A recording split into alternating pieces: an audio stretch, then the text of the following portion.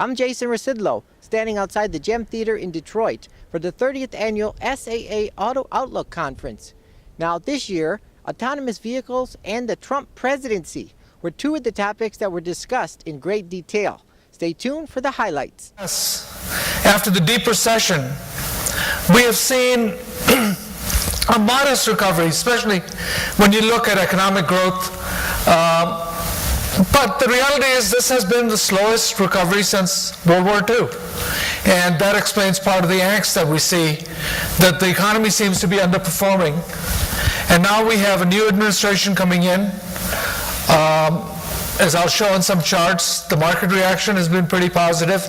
But the fact is, everybody's expecting big change, and that's creating new uncertainties.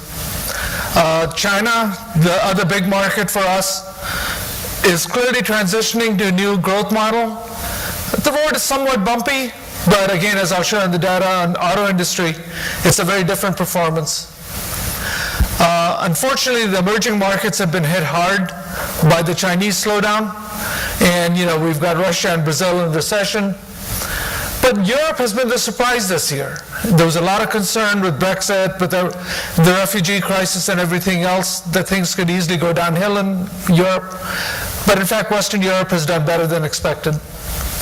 So I think, when you look through the whole thing, the slower economic growth is clearly creating the conditions for change in the political climate.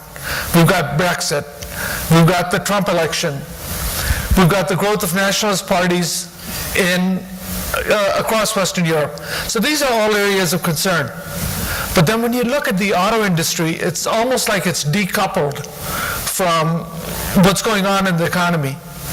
China just had a bumper year, blowout year, whatever you want to call it, but more than 3 million unit increase in sales this year, partially driven by changes in taxes, reduction in taxes, and easy money, but nonetheless, an amazing rate of growth. You have the US, North America, all three economies reported all-time record sales. So it wasn't just the US, North America itself showed record sales. Sales, as I said, in Western Europe exceeded forecasts. UK, with all the concern about Brexit, reported an all-time record year. So I think when you look at the auto industry, other than the two biggies, Brazil and Russia, things look really good. And, I expect these trends to continue.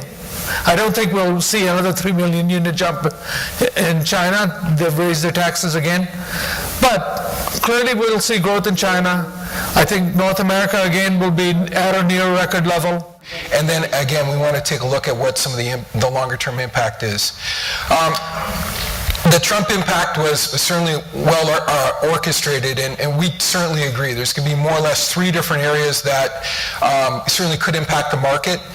You've got the trade side, you have certainly the economic side, and then the regulatory side. And there are going to be some other ones as well, but those are more or less the big three impacting the automotive market. And from our perspective, we're doing a lot of analysis looking at three different scenarios. One could be all his campaign promises come true, and certainly what impact that will have on the economy, as well as the automotive industry and the infrastructure.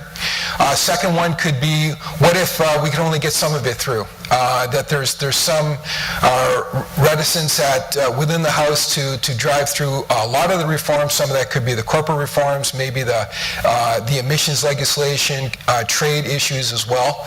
And then lastly, what if we have what we've had for the last 8 years? Gridlock, and that very, other than some actions from an executive side, we have gridlock within the House. So those are three different areas that we're looking at, and certainly we'll comment on some of that as we continue on. You need to be able to execute as usual and in entirely new ways, both in your home. But we're going to see definitely this movement into more shared vehicles, and eventually it will start to erode, and individuals will desire to have access over ownership, especially in the younger generations.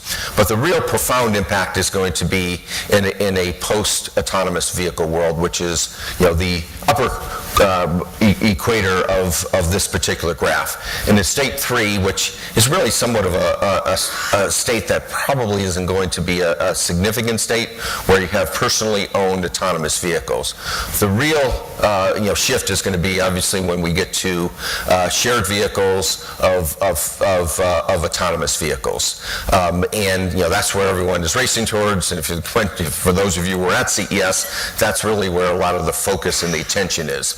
And again, the real compelling reason for this, we believe, is the economic reasons. We can decrease the cost per mile by 2/3 by moving into this quadrant. Now, when we initially did this study, this was kind of somewhat new. I think we all know a lot of this material, and a lot of these states have been talked about. So the real question becomes, how is it going to evolve? Where is it going to evolve first? What segments? What countries? Change is slowed by history and preferences. It's an enormous industry shaped by habits, consumer preferences, regulatory regimes, etc. I think people coming to the industry from outside the industry tend to overlook this huge inertial pressure behind the industry. So they'll look at, you sold 17 million cars, but there are 250 million on the road. And this is what you have to kind of take into account. Change will take place, slow, steady consolidation of ownership, growing sales of EVs, more autonomous driving, of course. By the way, as far as autonomous driving goes, I encourage all of you to go watch Anchorman and see Will Ferrell engage cruise control. If you don't remember that scene, it's worth looking at again. He thought that meant you could put the cruise control on and then go into the back seat. Well, you'll watch it. We do believe, we don't want to come across as Pollyanna-ish, there is a risk of a dramatic shock to the system, which was specifically 2 speakers pointed out, if mobility services converge with autonomous vehicles and in so doing succeed in breaking the age-old bond of ownership between Americans and their vehicles. I personally think that on the back of the Declaration of Independence is written in pencil, everybody gets a car. The whole country is founded on driving. Bruce Springsteen, the Go West, the Hit the Road, Jack Kerouac, etc. But if you can make autonomously driven taxi-type things cheap enough, at some point we roll over and we enter this world of eternal rental.